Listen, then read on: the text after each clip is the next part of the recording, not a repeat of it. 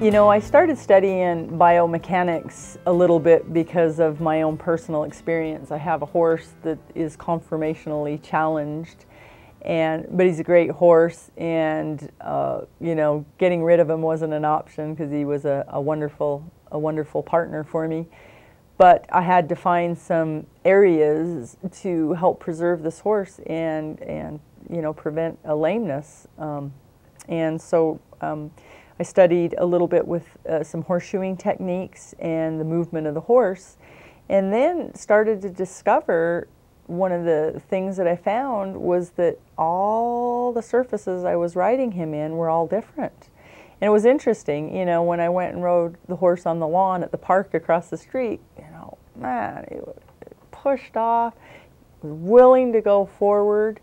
You know, or if I even rode him on a hard trail, he was willing to go forward. But the second I got back in the arena, he would suck back and go on his forehand. And then the chiropractor and the vet had to come. It finally had eroded so bad that the pain in his hocks from all the movement in the sand of daily performance, he was getting a lot of inflammation in his hocks and in his hip and in his back. You know, so the first thing I thought, oh, that's training. And it really necessarily wasn't training. It was because of the unstable surface. And so, you know, when the vet came to me and said, look, you're going to have to inject the hocks to get the inflammation out and, you know, give it 2 or 3 years and turn the horse out to pasture, that just didn't seem like a very good option.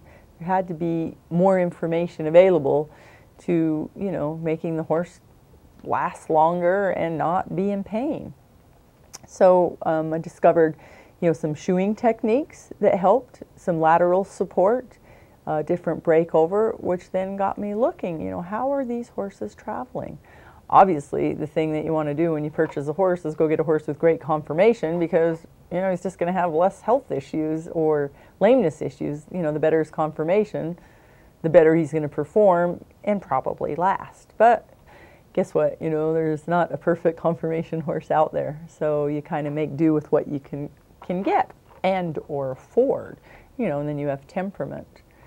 So discovering how the movement and the footfalls of the horse react, and not to mention how horses, you know, if 60% of their weight's going to be on their forehand, 60% of their weight is, you know, above the shoulders, you know, and very little's behind. But in many disciplines, the thing we do is try to create balance. And in order to get the horse to jump higher, trot bigger, you know, canter pirouettes, do the movements, part of that is having him elevate on his hind end.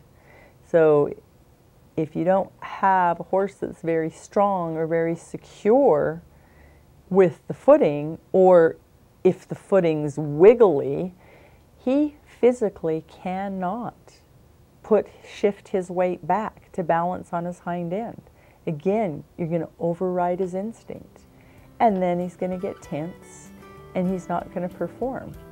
So discovering that, just my own experience of my own horse, that once I gave him an ideal surface, something that had traction and something that had cushioning in him, he was happier, he was more apt to go forward, and the inflammation stopped, and he's lasted many years past what anybody said he would.